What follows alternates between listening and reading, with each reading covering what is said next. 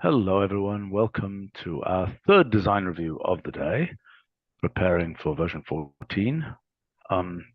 This is continuation of our discussion about calculus and algebra. And let's see, where are we going to start? We're going to start, I think we had some follow-up with finite fields. I don't have the revised names there for you. Okay. We came up with new names. Adam, what were so the new it's names? finite field index without elements and to finite field without coefficients. Yep. So and from finite field and so on. Yeah. Okay. But we also had graphic design changes for the appearance of a finite field element, right? Right.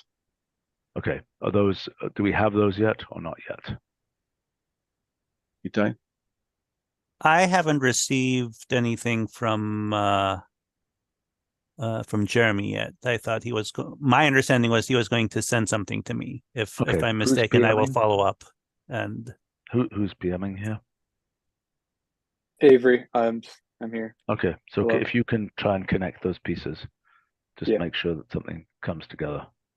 Thanks. All right, I think we're on to matrix operations. Is that correct? We talked about some of this, right, last time. Yes. These are the N versions, basically, of the S versions we introduced last time. Okay, so we didn't talk about the structured matrix stuff last time, is that correct? No, just a little bit. Okay, do we want to talk about that here, or is it? We don't necessarily need to. As I said, I think we have another round to go before it's all kind of filled in, but let me ask a question about things like symmetric matrix. Okay, so if I'm let me pull this up. Do I need to go to the well, here, let's source, yeah.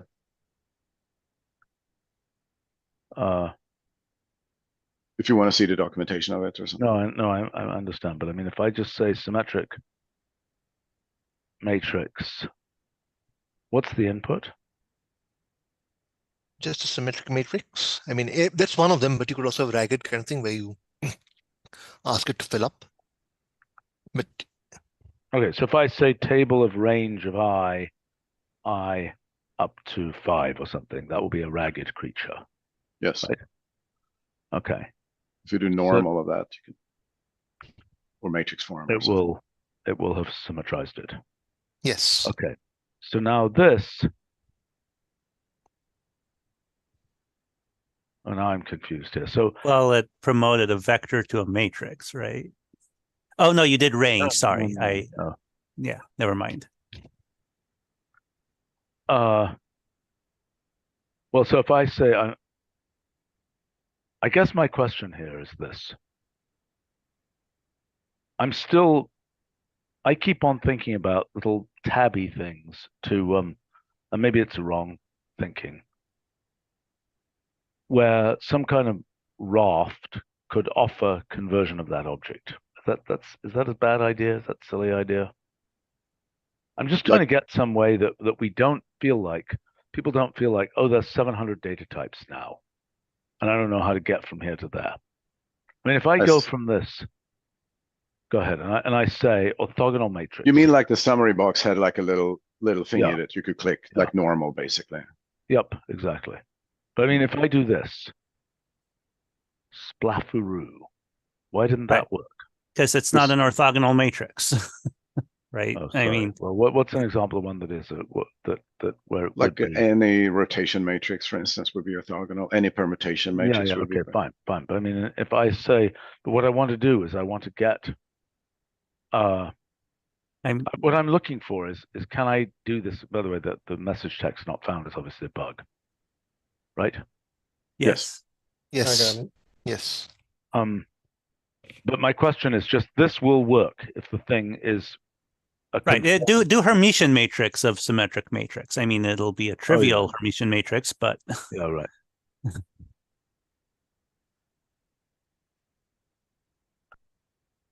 Magnificent. Okay. I mean, the one question I have is sort of, what's the relationship between symmetric matrix and the symmetrized array of, of rank 2 and the same symmetry?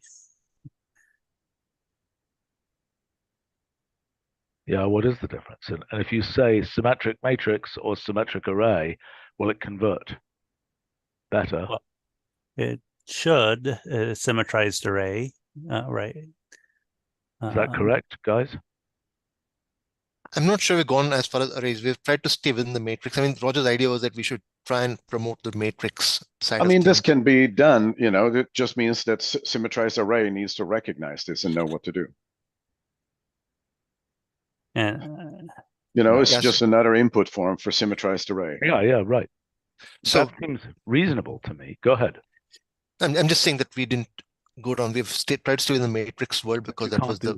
You can't Yeah. do that. Sorry, I users don't understand your preferences. Right? No, I understand. It's just a question of, what we could. We've done so far. So it's Yeah, not a okay. problem. I mean, it may not be the highest priority, but I don't think it's right to just No, say, absolutely no. deal No, with golf. we're looking for stuff to do. So here, what there's more things that need to be, there are many more structured matrices generated that are not yet sort of promoted to that type. So for instance, when you do correlation, that will be a symmetric matrix always. The correlation matrix is always, a symmetric matrix. Right. I have a question here.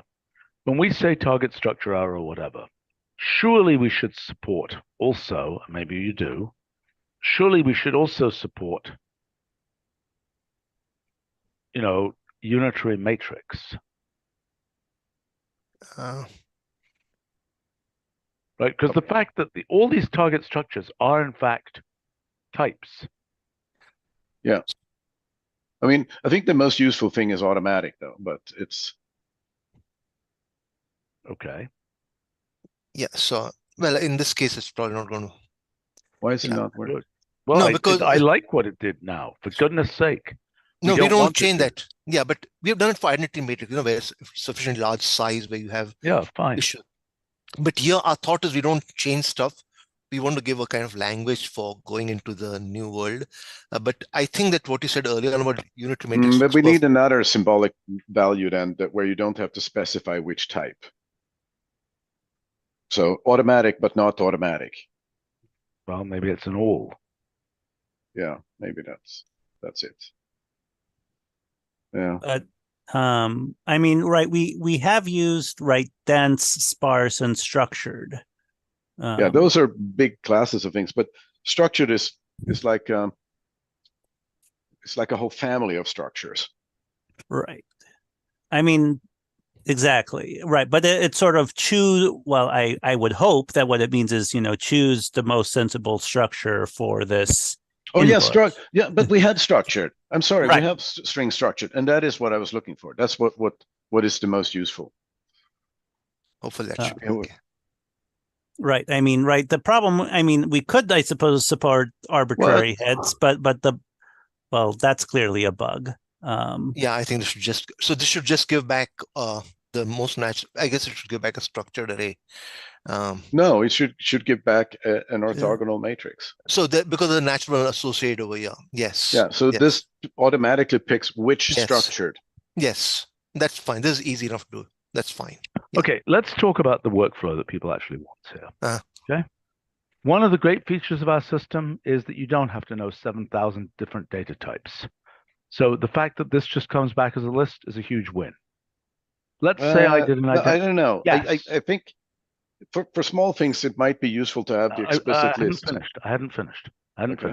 Okay. The workflow is for the things that you do interactively in fractions of a second, you just don't want all of the structure. Okay. But then a typical workflow is now let's scale it up. Now let's do the case with a million by million matrix or something. Okay. For which, if it tried to blow it out this way, it would blow everything up, as we all know. So what I'm trying to understand is what's kind of the methodology. So for example, when we print things out, we're talking about this with graphs as well. I hope we're going to get that with graphs soon. Of elision. We have that with just printouts. We have that with data sets. We have that with There was another thing we were just talking about doing that with. Where, when it gets too big, we elide it in some way where it's rather easy. If you wanted to, you press the forget the elision button. Okay. And so the thing I'm coming to is, and that's why I was sort of talking about rafts and so on. Mhm. Let's imagine that what came out here was a thing. I mean, just like it isn't quite like the too big thing, but it might be we could make it that, so that if the thing, well, okay, let's take iconized, for example. Okay. Let's say we were going to produce, and something we haven't thought about yet, but we could, is something where when there's a big output, instead of just giving, that we auto-iconize certain pieces of it, because it's not useful and it's going to blow out the front end to try and print it. Am I making sense? Yes. So what I'm kind of thinking of here is, what if there was something that's kind of like iconize? So here's what I think that the future I would like to do for this, which we're not ready to tackle yet, is that we'll basically have a matrix type, and I will absorb sparse and structured and so on as internal structure to it. Then it can always print, even if it's a million by million matrix, but you're not going to look at every entry in a million by million matrix. It will show you 10 with elision stuff, things that it can actually show on screen. We could also do other things to kind of summarize the overall structure, even though you see kind of partly printed out, but also elided. But it's never going to super stress any part of the system, because you didn't actually format that big thing and then elided. You Right, I understand. But I mean, so for example, sparse array has been, I would say, fairly successful at being you can treat it like the array that it represents type thing. Yeah. Most operations part and flatten, and I don't know if flatten works. Does flatten work on sparse arrays? Probably does. Probably does. I actually would have to check. Does sparse array work on, sorry, what's the question? Does flatten work on sparse arrays? Oh, of course it does.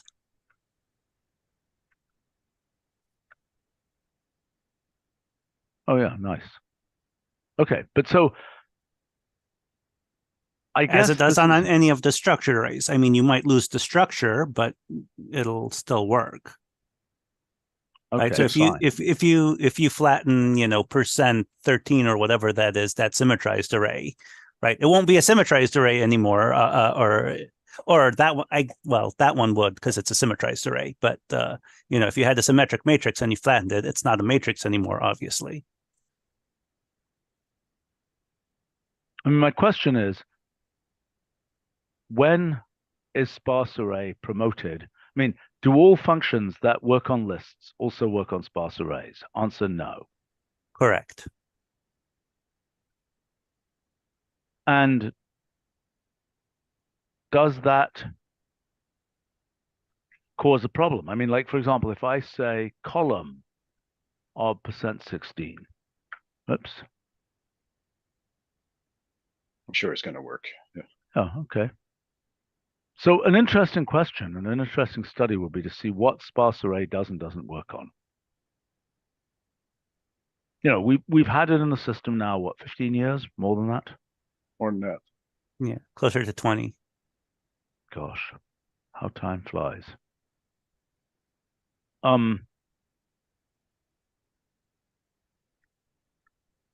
So my point is, that's a case where, and we've had obviously packed arrays internally for longer than that, right? Yes. It's version 4. Okay.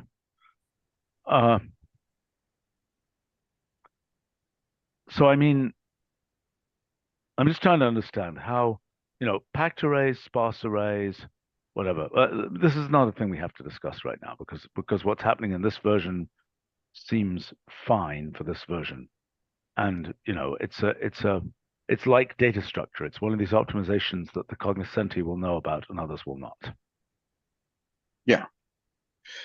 But as I said, the long term, asymptotically, I think that all of these things, sparse arrays, structured arrays, other arrays, will be part of an array structure. That because if we tried this exercise in one of these design reviews, where we had this discussion a year or two ago. People want them to be displayed as matrices, but people use lists of lists for other things than matrices, Absolutely. and they might be fairly upset if we always typeset, yes, if it's a list of typical lists. problem that exists in the graph stuff. Graph uses traditional form, which is something we should fix, by the way, that this issue, that if you give a matrix or list of lists as a label for a graph, it will show as a matrix, which is often not what you want. Right. Yeah, we used to run sometimes into that same issue with Wolfram Alpha Notebook Edition, which defaults to traditional form. Right. Well, right. And so you're saying is, if we had a matrix wrapper, or array wrapper of some kind, we could tag that. Yeah, and then it would be reliable, and we can reliable. I mean, there are operations where it will reconstitute a list of lists, but that reconstituted thing will be what am I trying to say?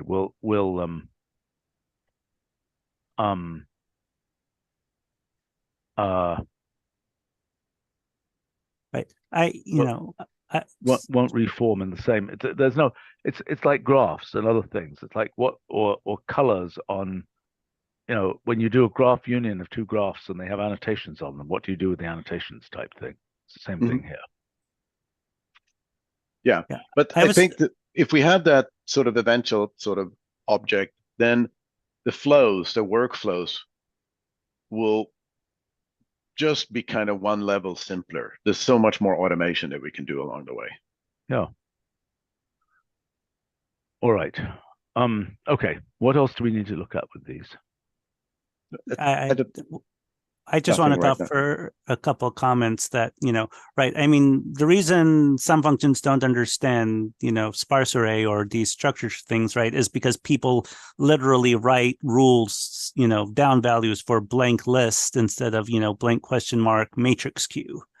In what? In the internal code? Yes, or their own code, right? If users are writing packages, right? Yeah, well, we need to deal with that. I mean, we need to deal with that. We need to have some way of doing, which again is not, we've done it with packed arrays. And we do have, right, we have this function developer list representation queue, right, which gives true for lists and packed arrays and sparse arrays and structured arrays. Yeah. So all of these things will, so people should be writing things correctly, and they won't. And they're not. And they won't. They won't. They won't. It's not a bridge we can get them to go over. Sander on our live stream asks rather sensibly, why is there no matrix wrapper that basically doesn't do anything except for formatting? It's called matrix form. Well, matrix form needs all of those things need a lot of modernization work. Yes, there is no such. First of all, that needs a lot of modernization. There's a lot of features that I think people want, and they want it to hang around the matrix, not just one shot. I know, but that's the point. I mean, if we had a transparent thing that, if every operation that dealt with matrices ate a matrix formed matrix, that would already be progress. Yes, definitely. That is. And I don't really see any harm in these things eating a matrix formed matrix. I see harm. I mean, what's a thing that takes a matrix? I mean, people use part to operate on a matrix, but we can't make part treat matrix form specially. Well, you're proposing part does treat sparse array specially. Well, that's because sparse arrays are Adam Q, and they're documented to behave exactly the same as the corresponding ordinary. Right, but that's why Sander's comment about matrix as a wrapper, which is what you're going to as well with the whole structured array type. But it's going to have more stuff. It's going to be more like graph that and that also affects things when you have real when matrices represents real data, you might want to have more annotations around them. You might want to know that the third column is your temperatures. Yeah, I know, but that's what we've done with data set. That's what we're doing with data and container you so want on. other things. You want to highlight a column, a row, Yeah, I know. a submatrix. I know, but I just the don't thing want. is, yeah. We're gonna get all that, and I have a plan to get it. Okay, I we don't don't need think to talk about matrix it right form is now. the way to get it. Okay, let's not talk about it right now. I don't think we're 6 months early. Yeah. At least. All right. What do we need to look at here? And this is basically fine. That's kind of cool. It's a clearer way to show the result of QR decomposition. Okay, intervals. Can they deal with a round as well? No. Nope. Ouch. What's it going to take to be able to deal with a round in linear algebra? Well, it's possible that it works. If arithmetic works in a round, it could work. I like think basically the naive, the school book algorithm is just rational, and rational operations work. Actually, it probably, yeah. Yeah, the thing is whether the result has correct statistical meaning of the error in the round, which probably no, I mean it won't, because just as and so one of the problems with both of these is the dependence problem. Yes. And so both centered interval and the statistical interval, like a round, treats things as independent. And that means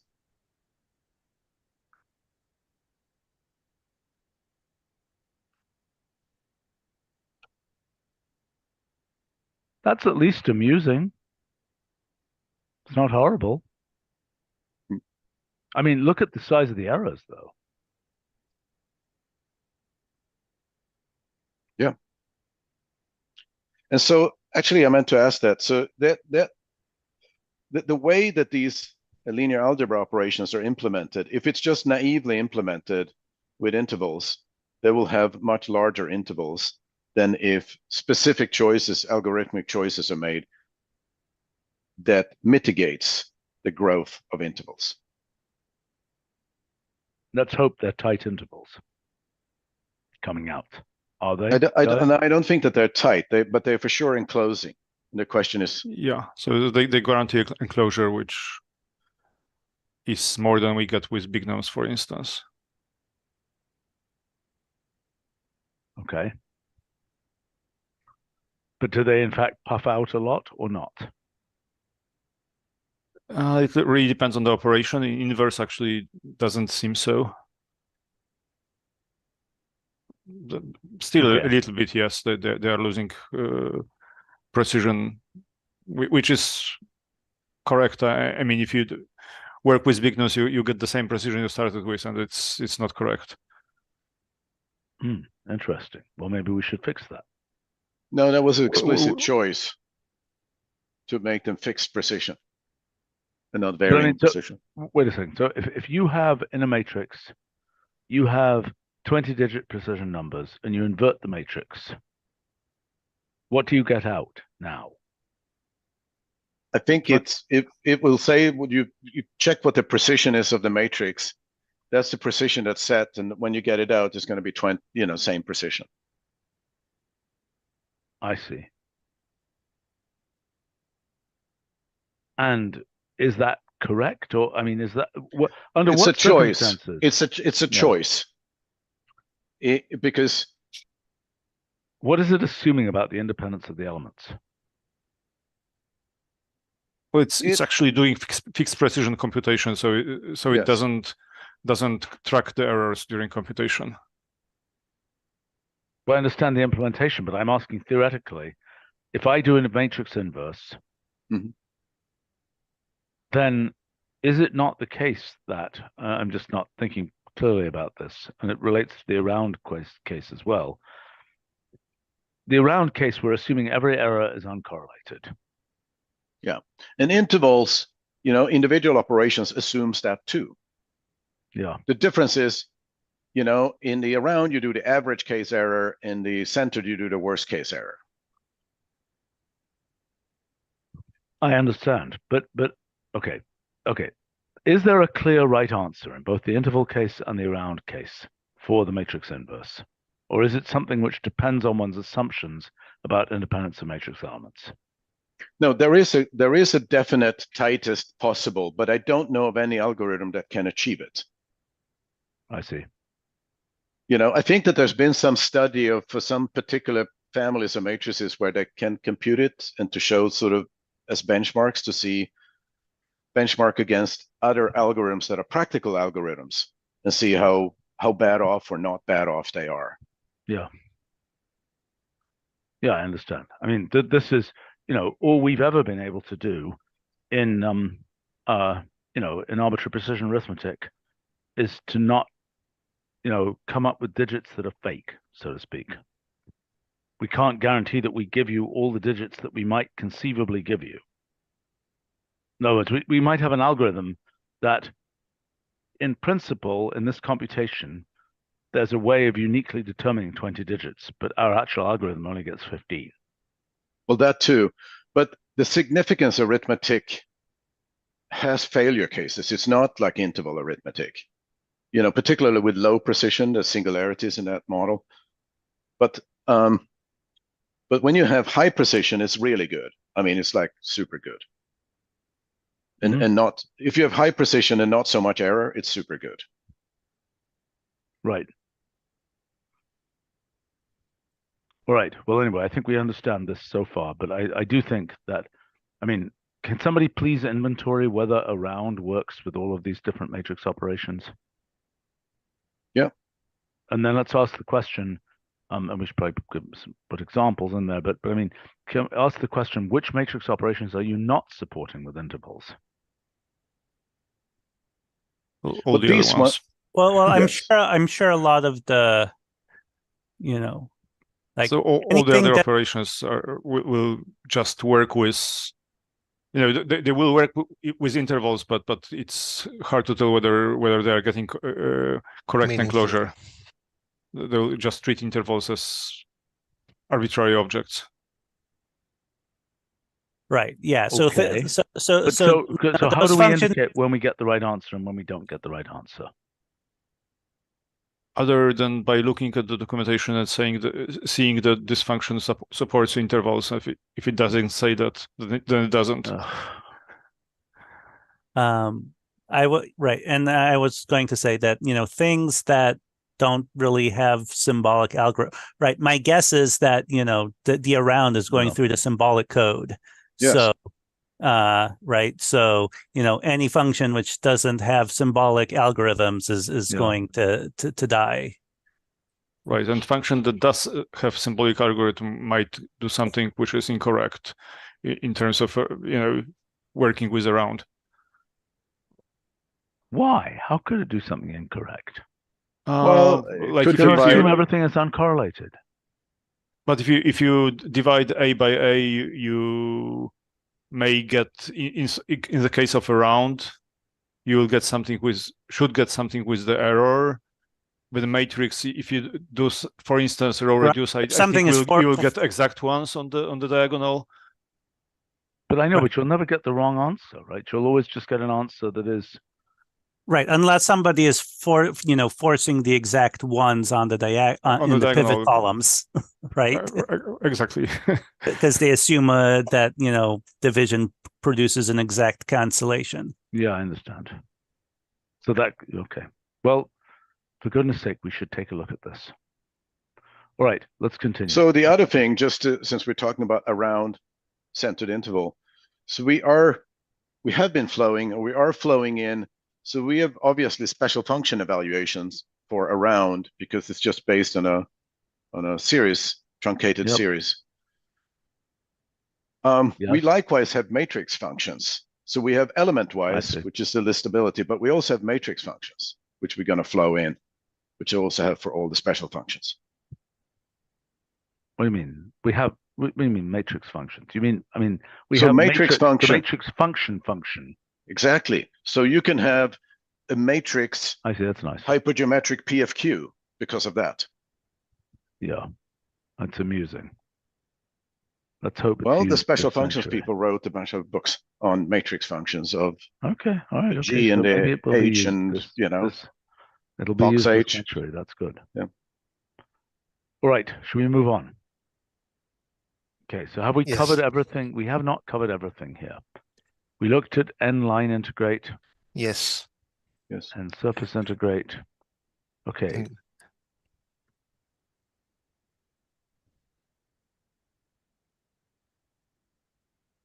I think we had some trouble here, didn't we? yeah, and I can give a bit of background if that's okay. Yeah. The background is that we have been trying for some time to see whether we can actually put models into our calculus function rather than equations or other input algebraic. Now, question, how do you do it? So we took control system, which is the one place where we actually have a very close relationship with dsolve, etc. In fact, they actually use our functionality quite a lot. Probably the only part of the system that does it so systematically. So then the question is, can we look at their thing like in a state response, output response, and try and access them from within, let's say, dsolve or dsolve value? And we had tried the equation-based approach. So Subha had shown us how to get the equations from the state model. It looked pretty much redundant because as I far get as it. I get it. I understand. I want Yeah. to know about the syntax here. the syntax So- is very simple. You have instead of having an equation, you have a state space model, right?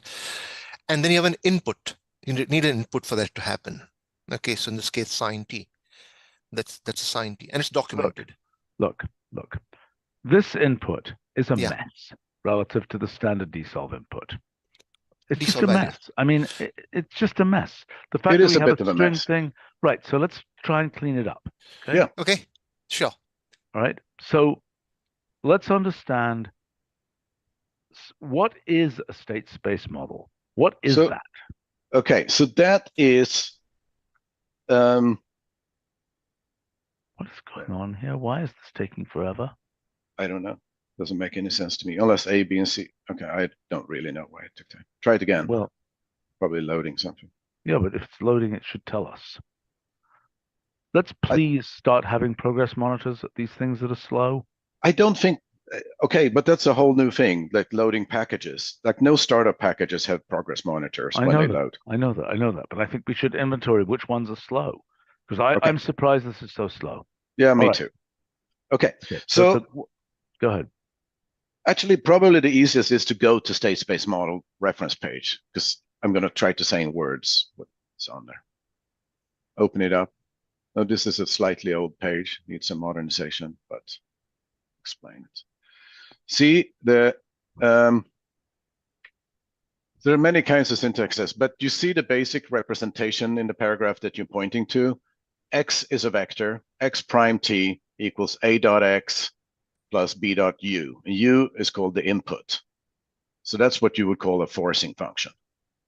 Then there's another equation, which is the output equation, y output equals, c dot x plus d dot u. So it depends on state and input. And this thing just has, by convention, A, B, C, D, E. Yes. Sploff. Okay. But state space model there represents this equation here. Yeah, so that correct it has more extended forms. That's a DIE there. Okay, how do I get out the actual equation for that? So that's not documented, but we can bring it up in the next design review we do with control. So that's not for this group to fix it. I know, but I Yeah. want to see roughly how it works. Yeah, I can even find it. We call in Subha here right now. if Yeah, you wanna let's do that. it. Let's do it. Okay. Somebody can do that, please. I mean, is it like I type equations here or something? Probably. No. Well, he showed me a long way, which he actually sent me a notebook full of I stuff. mean, it's not God. official. It's not Yeah. official. No, I realize that. I understand that. It's got to have a dependent and independent variable that it's got to specify, because this thing is a disembodied, kind of equation by, hung up by its coefficients. Yeah, exactly. Right. Which is all well and good, and a thing that indeed deserves to be in dsolve. It's just a question of what on earth the actual syntax looks like. Fair? Yes, yes. Absolutely, yes. All right. So anyways, yeah. one of those systems with an input is a completely specified system of differential and algebraic equations. Yes. I understand. I mean, I understand. This is a, I mean, in principle, we could go from a state space model to, I mean, if we say desolve value,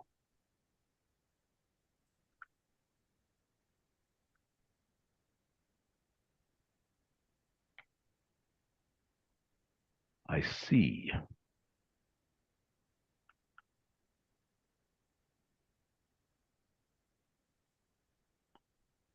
I see. And the first, by the way, just you said that the input to desolve is clean. I don't think so. It's like a soup of equations and initial and boundary conditions. I understand. I understand. But I mean, it's okay. The scoping of variables is, if not perfect, at least reasonable. Absolutely. Yes. Okay. But here, I just haven't a freaking clue what's going on. And we need Suba to talk about subvalues of state space model.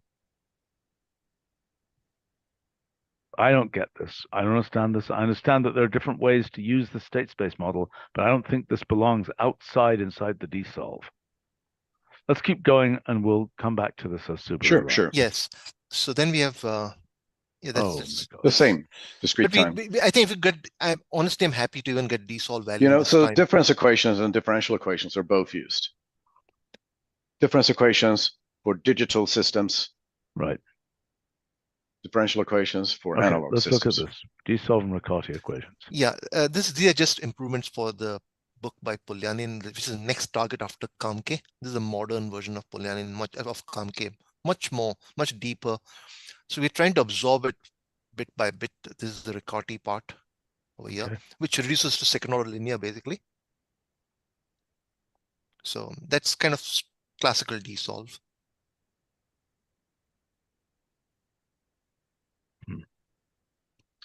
So this is Series in order for sums.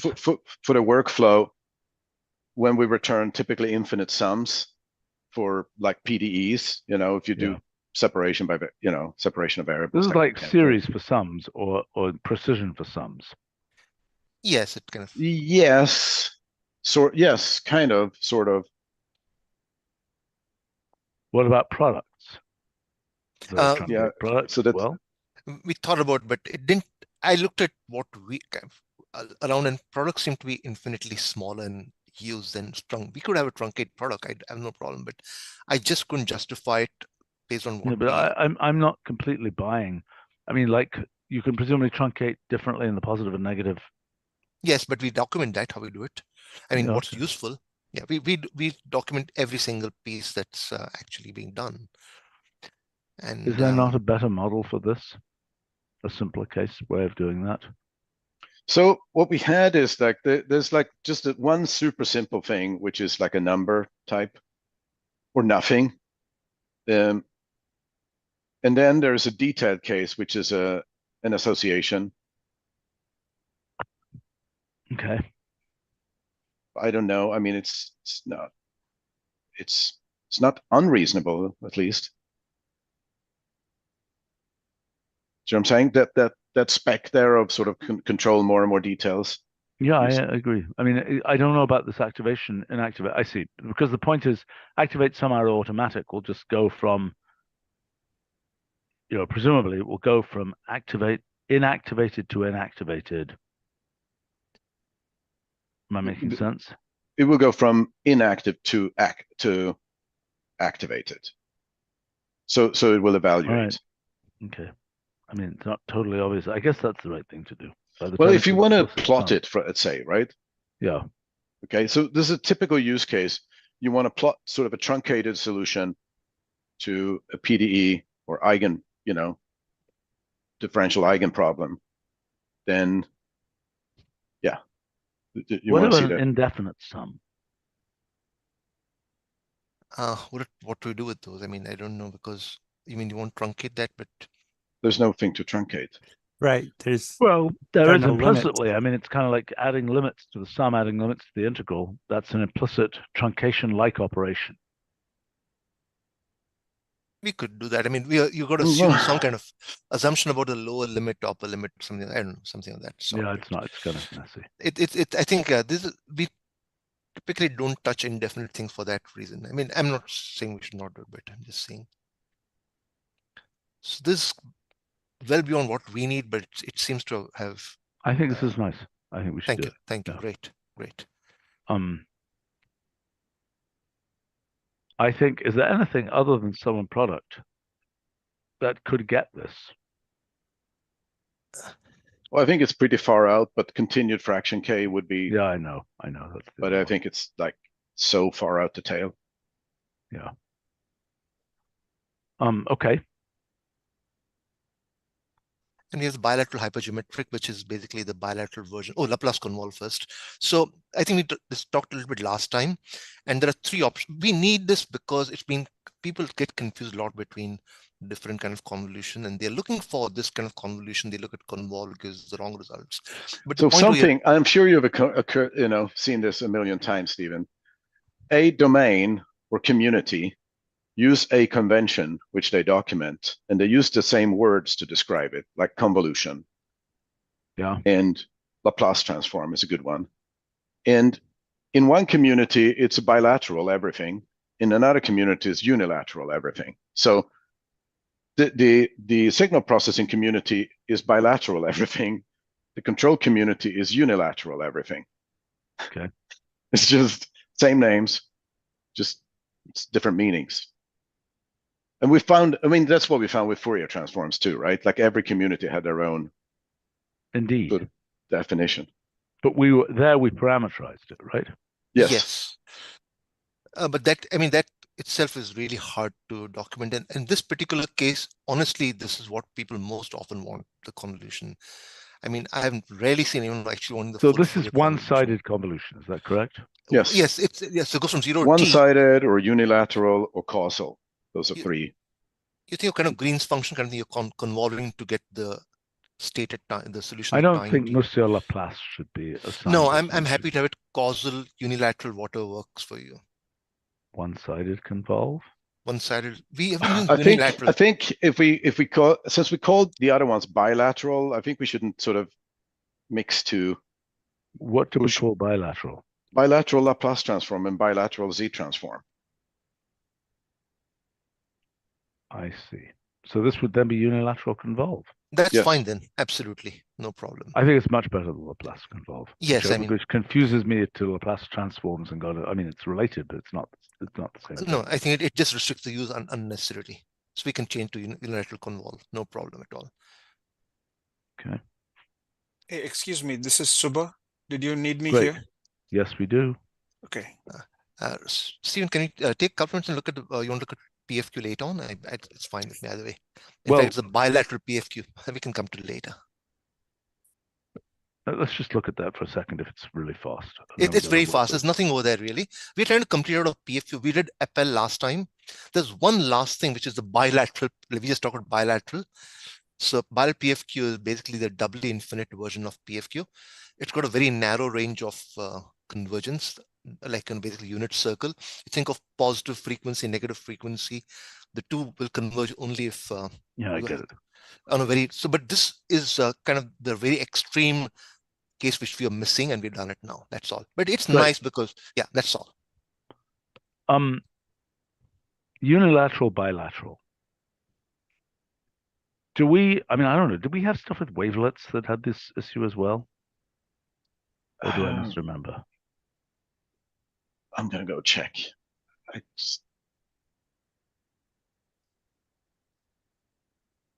I'm just wondering what. I mean, it just reminds me of all these, bilateral commissions and this and that and the other. So, I don't know. Relations, Yeah, bilateral filter here. No. So we had Yeah, we had- biorthogonal. What the hell does that mean? Well, there's a biorthogonal spline wavelet. It's just like special wavelets. Yeah, okay. Sandra is asking on our live stream about multiple sums, and I realize I don't completely understand that. So when you say truncate sum of expert, what on earth does it default to?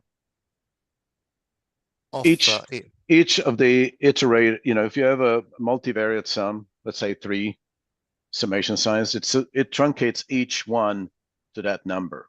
Okay, but this doesn't have a number, and I don't think there should be a default. What would the default be? Well, that's crazy. I'm sorry, this is crazy. You cannot have a default of 5. Just give the frigging number. Is it 5 Well, because we have 5 fingers? Why is it no, five? no. I think Roger's point is that we should have a default which people don't need to specify, but we can just take that away. We don't document it. That's No. I I mean, don't the think we should do it yet. didn't you switch topic right now? I did. We're back to truncate sum. For a Oh, second. yes. Yeah, but didn't you say truncate multiple sums? That's what I was Yes, answering. but I'm now I've realized that I should have looked at this more carefully because this is crazy, in my opinion. Well, it's a bit like we are happy not. It's a little bit like when you do n. I know. I was going to give that exact analogy. How Or about short. we don't do that initially? Okay. That's okay. No problem. Because I just am not convinced. No, about it's the okay, 5. Stephen. I was a little bit uncomfortable with it too. Fine. All right. Now let's talk about double sums. Presumably this could be a list, 5, 5 or something, or it could be just a single 5, in which case it means all the indices go up to 5. Do we agree? We haven't done that because this is typically an expression with potentially many sums in it. Okay. Well, then in that case, if you give a single number, Yeah. and you say truncate this, comma 5, it just means that every one of the sums goes up to Yes. 5. Yes, exactly what it means. Okay, fine. But what I'm suggesting is that if you wanted to have different numbers and different dimensions, so to speak, We could Yeah. probably support that so that it would be sort of, would just be like 2, 3 would be sort of yeah, 2. exactly. Then we need to sort of say order. What the hell does that mean? So what happens if the What outer order? Yeah, order inner. What the? Oh, Yeah, well, that is a good question. But so the answer is the order should be the same. Imagine you're making a table. No, imagine you're making an array. Okay? Imagine this is an array, Mhm. right? You say array sign ij, well, sign #1, #2, comma 2, 3. Whatever order that, right, this is a stupid case because I should have done just a list there, f of #1 and #2. I didn't even need the f. Okay, so whatever that does, Okay. see what I'm saying? Yeah. Is what it should do, in my opinion. Yeah, and actually, by the way, we had an earlier very bad syntax for for each iterator, but that looked really messy, so we abandoned it. But this is definitely worth doing, I think. Yeah. So we take away the default, that one without the second argument, and we Yes. add the vector. That both are okay, very reasonable. We'll do that. Okay. So what happens if the limits are dependent on one of the variables? Right. I mean, I think. Okay, let's think about that. Then this becomes a cookie cutter that might be where the cookie might be smaller than the cookie cutter. Yeah. Right. I think. I mean, we can play around with that, but the whole point was to give something that kind of solves this problem which you're having all the time. We need to go forward with Fourier series, other things, and we can take up things like what Itai is saying, but we have Right, other but do functions. you understand what I'm no, saying? but I the don't think there's a replacement, problem. it needs to be basically max, sort of min n comma, and that the sort of max number you gave. Okay, but do you understand my analogy? Yeah, I understand have what a you're saying. cookie cutter, But and but I'm this just want doesn't to check cut. with I can check that separately, that our implementation actually does it. Oh, I see. Okay, fine. That's Yeah. separate issue. Yeah.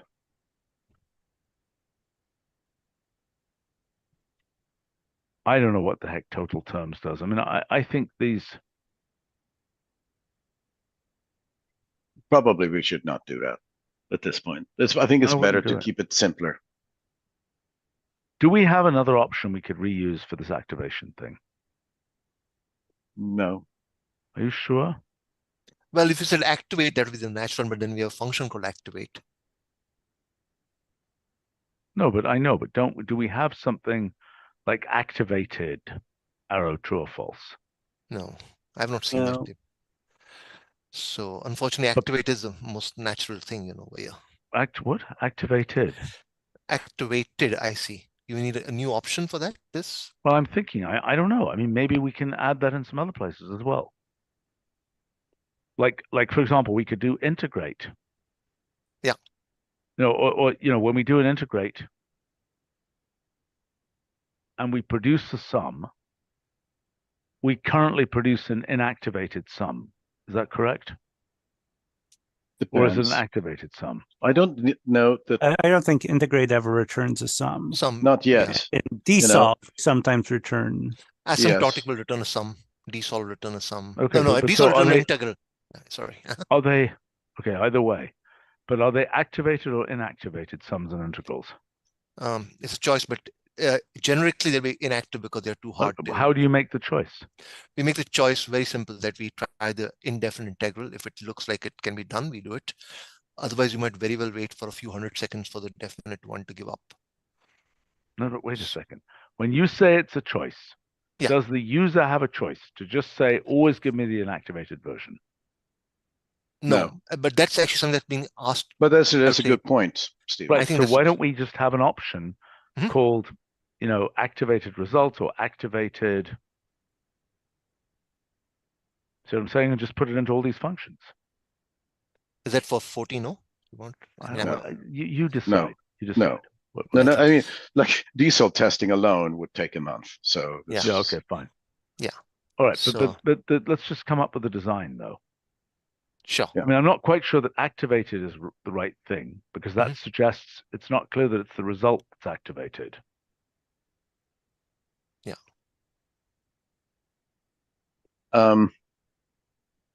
So diesel can return inactive integrals and inactive sums, basically, at this Yes. point.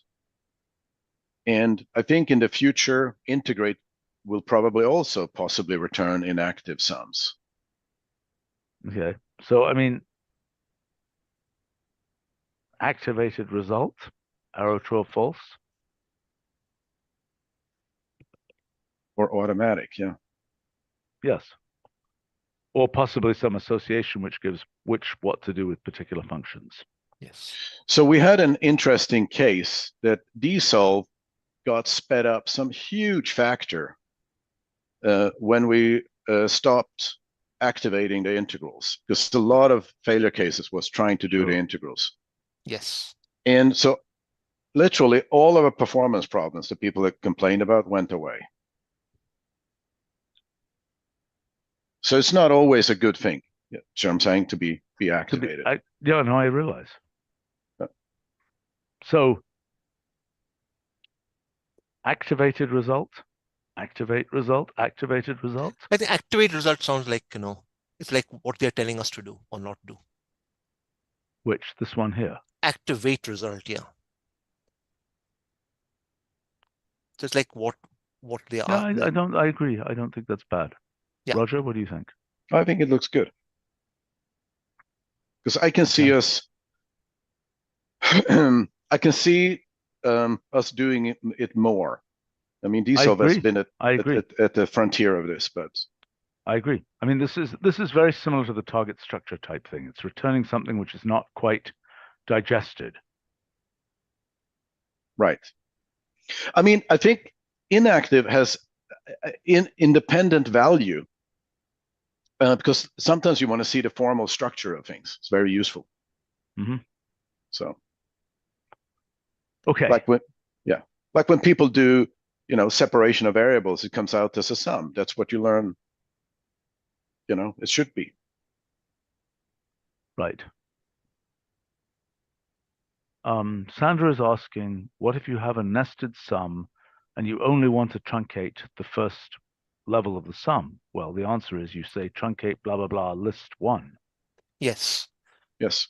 After what we discussed right now, yes. I think what we should say, but the only thing we should do is we should say truncate sum blah, blah, blah, blah, blah. List one, let's say you say, if you just want to unravel one of the sums, Mhm.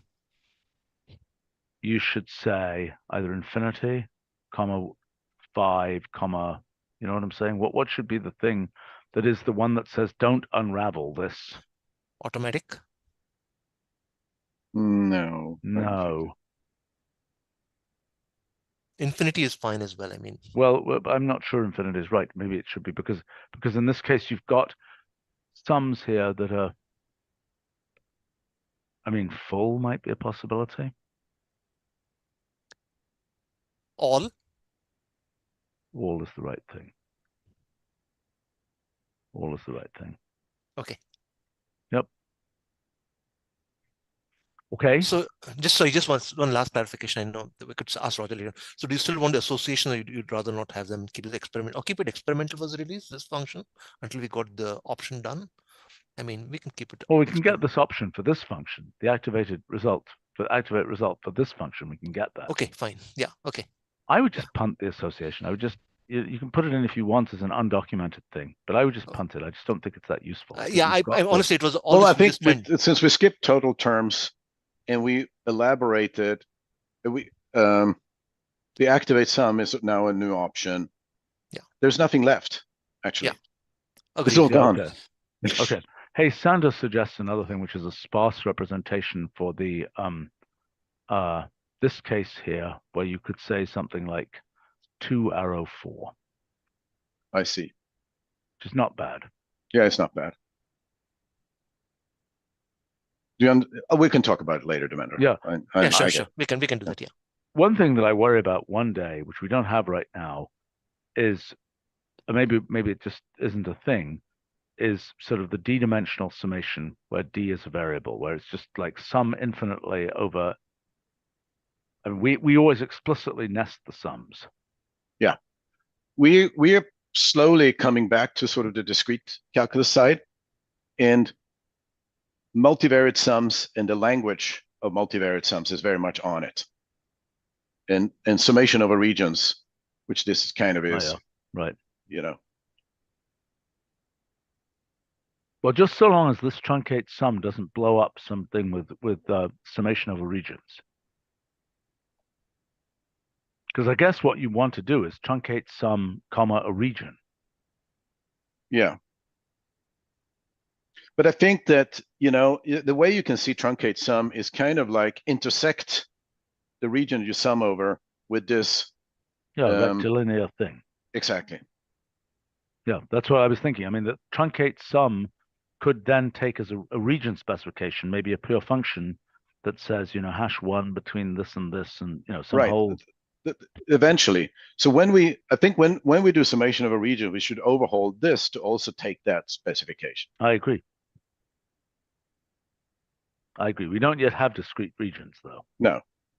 And I don't think we'll explicitly have them, but we will have an interpretation of them. So what we think is an intersection with a real region and a lattice. But we'll come to that.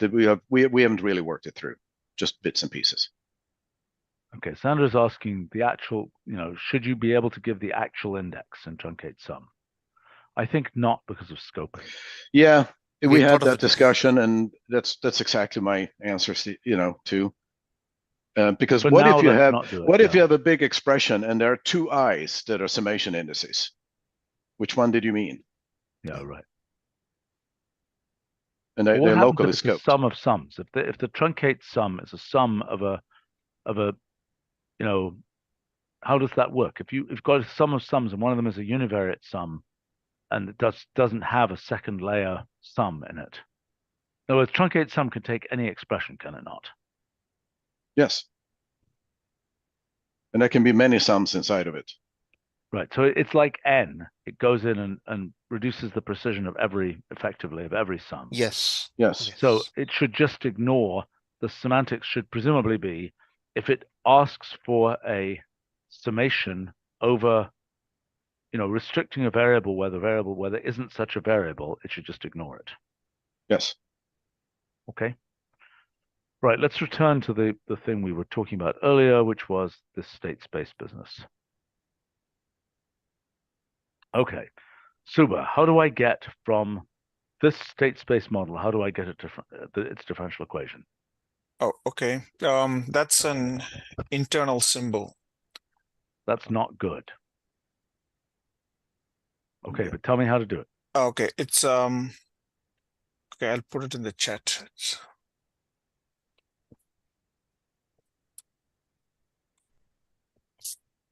It's that symbol and wrap state space model around it. That's horrifying. No, I mean it's yeah. Well, I guess it's horrifying both as an internal name, but What do you mean? Is that an argument to state space model? No, that's the function that acts on states. Yeah, then you give the state space model inside. And what variables is going to pick? It'll default variables. So the first argument, argument of the first argument is the differential equations. Okay, and the other ones are the independent variables in some weird. Yeah. Why are the independent variables? Why Well, are the that's dependent exactly why variables we not- have formal variables, right? It's using the standard names as formal variables. Yeah. So if you give those variables within the state space model, then it'll choose those. So after D, if you give X, No, then I'm sorry. I'm just a much simpler problem. Why are these lists of lists? Why is it not just a single list of dependent variables? no, because they're very different character. There's state variables, which are the actual dependent variables. Then there are input variables they use. Yeah, okay. Then there are output variables. But so how do I feed this to dsolve? Well, if you feed it these, I mean, dsolve will not do very well on these mixed differential and algebraic equations. Okay, but what does this syntax mean? I mean, in other words, for dsolve, it has a syntax: equation, dependent variable, independent variable. No, I mean, you could give it there. It's just that you've already substituted with sinusoid, right? So you need to replace u1t with sine of t or whatever it was in the example. Can't remember. Yeah. Okay, but is there a version of dsolve that can eat this output here? No. No, we had actually The lists is all sort of, you know, you can have any mix of lists of equations and it will just flatten it all out, and it doesn't. I understand that, but I'm okay. So can't you just apply dsolve to that, or do we have too many lists? No, you cannot. You can't do it because the structure of those input, output, whatever things is more specific. Yeah, so we'll have to actually, as Roger said, substitute for the U, and then we also have to add the initial conditions, and then we can then we have to invoke dsolve value on the first argument. So the first part of the first argument of the first result. Now the first part of the first part is the equations, and the second part are the values that we're interested, the output variables. Okay, so what I'm trying to understand is we're trying to feed state space model into dsolve value. Yes. And it's a total mess here because it'd be one thing if, you know, state space model. So one of the things, here's one thing to be aware of though. The dsolve value, let's say that you have 5 differential equations, but I only really want to look at the third variable. So I can have that as the second argument. So dsolve value doesn't have to return all solution variables. Right. In fact, you know, one of the examples I use is, right, you know, you get the list y and y prime and plot the solution in phase space. Yes. Right. So, right, it can be an arbitrary expression in the dependent and independent variables. Yes. That's a feature of dsolve value, Stephen. That the second argument specify what is it that I actually want to look at. I know. I understand from the solution. I understand. But you're hacker-rating this because that sine x is it's still hacker-rated to some extent, right? Because the only question is, we could make it less hacky if we created a new container that says connect this sinusoid to the input. Can I make a suggestion? Why not give dsolve value an association as its first argument? Yeah. And then just have, you know, for the subsequent arguments. Yeah. Right, you're going to have to give a t. Yeah.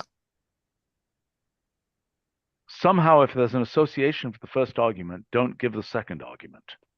So 2-argument desolve value. I'm thinking, I mean, maybe. I'm not sure, but what the heck is that sine t doing there? But that's a question you could ask about any desolve input, right? It's only you and I who know that something is an initial condition, something is not. No. The desolve normally has a collection of equations here. Sine Yes. t is not an equation. What the heck Right. is it? But sometimes you have when event, and Right. that's Yes, it's an implicit equation, right? It's input. It's the input function equals sine of t. I of t equal to sine t, basically. Yeah, but what I'd prefer to see is if state space model could be a sub-value with sine of t or something like that. Because that's basically specializing the state space model to have u of t or something be equal to sine of t. Is that not correct? Yes. Yes, it's saying that the input is now specific. Right. Not- so why not isn't that general. a sub-value of state space model, not some random weird? Oh, You know, no, list of- no. I see what you're saying. That my sub-value. You mean applying state space model to sine of t? For example, yes. I mean, is that a bad idea?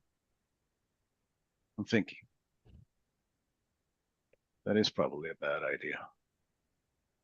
Because state space model may need different number of inputs. That too.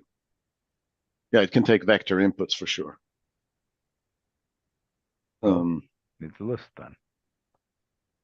But the form that it is right now is just not going to cut it.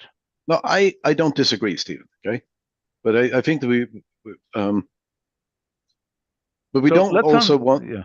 we ahead. don't want a super heavy form. Like it could be No, a I big agree. association, but it's a bit heavy. Then No, it's too heavy. But the fact is that this is incomprehensible. So I mean, for example, unless well, here's a possibility. Okay, which may or may not make sense. State space model. No, I mean this is crazy. Okay, state space model basically stands for, when it appears in desolve value, basically stands for this first argument here. Does that make sense? And then Part the of- second argument is an association that has to anonymously refer to the x, u, and y values here, because we don't want to have to name them. That's the whole point of using state space model, is we don't have to go and pedantically name all the variables. Yes. So Okay, so what would it look like if that's what we did? If state space model represents the equations effectively, yes. and then we have to say how we knit together different pieces, and then we give the independent variable t lost, and then the result that we get is simply a function of t, which is correct. Yes. yes, Okay, so what would be the second argument to make the Right. most So sense? could we then we've did that before, so we tried everything. So could the sign go along with the output response? Well, I mean, what I'm suggesting is that what this looks like is, desolve value of, and this is just a single thing, comma, so association. I don't think we ever should have state response. I mean, if you want that, make another state space model without an output. I don't understand enough of state space models to discuss that. But what I'm saying here is whatever knitting you need to say what the u of t is. What is Yes. u of t? What is that? What is the name of that thing? It's like the input. The input signal. Okay. Well, I know it's a signal, but I mean in input. Right. I mean, the weird arrow, thing is that, right, you're using the second argument, which is normally the return thing, to specify things about the input, which is, well, that's bad.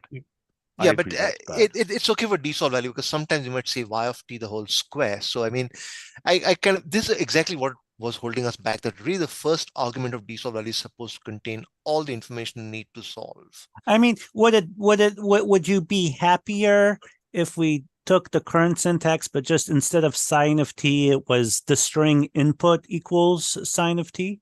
Then we have an equation. Maybe. Yeah, that's fine. We can do that. Well, I'm not sure it's right though. I mean, but then what's the second argument? There's no frigging variable. We don't know what Yeah. variable we're solving for because the variable has been elided. Yes, but we don't need it, right? I know Why do we you need don't it? need it, but we don't need it. But what are we going to do with the second argument? Leave it out or what? Well, because you have either have output or state, or there are three other conveniences. There's ramp, impulse, and step response. These are kind of important special cases of output response, which we are now supporting. So there are 5 of Okay, them. so there are two things then. So the second argument could be a string that Yes, says what it is you're extracting, yes, okay? Or maybe a list of strings. Now the question is, how do you qualify the first argument with its additional information, which is basically here the input, correct? yes. Okay, so what I would argue is, I mean, okay, look, if it's really just one thing like this, okay, I mean, and maybe this is a horrifying idea, but what about the possibility of this? And this is now, what would this be called? This would be called, well, what are the possibilities for this? But what are the possibilities for what you are generating as output, please? Sorry. Okay, so there's state response, output response, ramp response, which is Okay, fine. So state response is a definite output. yes, That's like a definite function that you might call, that you might yes, want to. It's exactly. sort of just So- a named part that you want out. And we Yes. used formulas before because we had variables, so we could use formulas. Okay, so what about this form here? I'm fine with that. I think it's clear enough. But so long as it's On some flexible. level, I feel like, I mean, maybe it's too obscure, but I feel like since sin of t is the input, it should be on the left-hand side. Yeah, I I Maybe think thought so that too. too. That's what I thought. Oh yeah, that's correct. Right? That's a good Yeah, point. or flip the arrow around. Yeah, you're flipping. Yeah, I mean, I think Let's not sign. flip the arrow. Let's not flip the arrow. Yeah. Is there a default for the sign of t? Well, No, I think that the most important thing that people always look at is step, unit step. Okay, so that could be a default. Yeah. Okay. This is a little weird. I Take a think think about this. I think this seems, it's better than we had before, but it's still a little weird. It is a little weird, I but it's not. I mean, this is better than what we had. So I feel better about this. Yeah, I mean, this is explainable. The first thing is the equation that is specified in terms of a state space model. The second thing is what the output is, and the third thing is the independent variable. yes. And I like the idea of that arrow because it says that you're kind of feeding that input into the state space model. Yeah. Well, okay. Let's try it out. All right, Perfect. we got to go to another live stream here, guys. I don't know whether some of you are in it, but I need to go to it at least. We're really late for it. I am. Yeah. Okay. Thank you, Stephen. All right. Thank you. Bye. Okay. See you guys soon. Bye. Bye. Bye.